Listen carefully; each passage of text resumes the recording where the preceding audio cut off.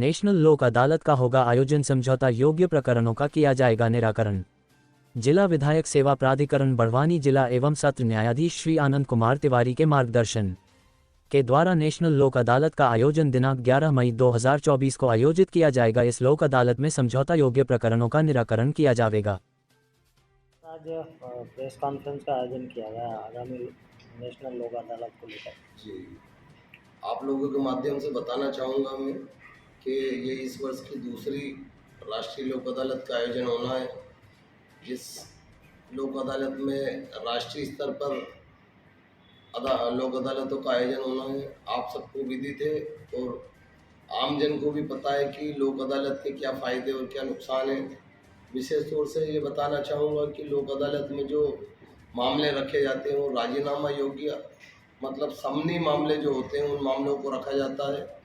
उसमें जो कोर्ट में मामले आ चुके हैं वो मामले भी होते हैं और ऐसे मामले भी होते हैं जो कोर्ट तक अभी पहुँचे नहीं हैं, है ना, वो प्री लिटिगेशन उन मामलों को कहा जाता है। तो ऐसे मामले जो छोटे मामले हैं, राजीनामा योग्य मामले हैं, उन मामलों को हम कोशिश करते हैं कि लोक अदालत के माध्यम से निपटाया जाए उन्हें। आपने देखा भी होगा पिछले कई जब 1980 के लगभग से इस लोक अदालत का आयोजन होता रहा है, तो उन लोक अदालत में जब हमें सक्सेस मिला उसके बाद लगातार सक्सेस बढ़ता गया। और इस जिले की अगर बात करें तो इस जिले में भी माननीय प्रधान जिला एवं सत्र न्यायाधीश महोदय श्री आनंद कुमार तिवारी साहब के मार्गदर्शन में मैंने यहाँ से जब पद स्थापना ज्वाइन की है तब से मैं देख रहा हूँ कि लगातार लोक अदालत का ग्राफ हमारा जो डिस्पोजल होता है वो लगातार बढ़ते हुए क्रम में है। और हर लोक अदालत में हम पिछली लोक अदालत से हमारा अच्छा परफॉर्मेंस रहा है। इस लोक अदालत की अगर हम बात करें तो 18 खंडपीठों का गठन किया गया है, जिसमें नियमित जो कोर्ट में लंबित मामले वो 1784 मामलों को रखा गया है और प्री लिटिगेशन स्तर के जो मामले हैं 2404 मामले प्री लिटिगेशन स्तर के मामले रखे गए हैं। एक बात और बताना चाहूँगा कि जो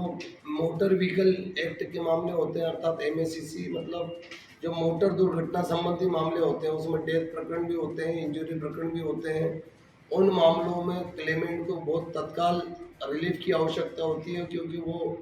गंभीर स्थिति में होते हैं जिसमें डेथ हो जाता है, उनका परिवार प्रभावित होता है, जो इंजर्ड होते हैं उसमें वो स्वयं प्रभावित होता है, उसे चिकित्सीय व्यय के लिए राशि की आवश्यकता होती है। तो उन मामलों में हमारा फोकस ज़्यादा होता है कि मोटर व्हीकल एक्ट के मामले जो MACC केसेस हैं उन मामलों को हम इस लोक अदालत के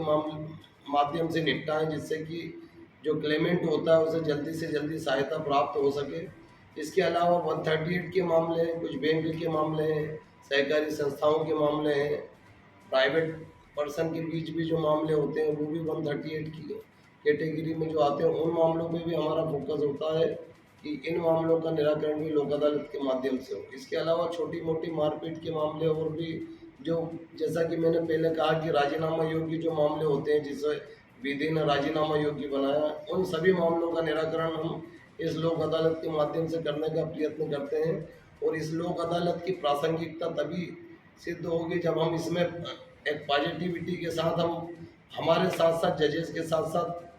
अधिवक्ताओं का तो सहयोग होता ही है। आपके माध्यम से मैं आम पब्लिक से भी अपील करना चाहूँगा कि इस लोक अदालत के महाकुंभ को इस बार भी सफल बनाने में अपना सहयोग प्रदान करें जिससे कि हम जो लोक अदालत की प्रासंगिकता है उसे हम साबित कर सकें।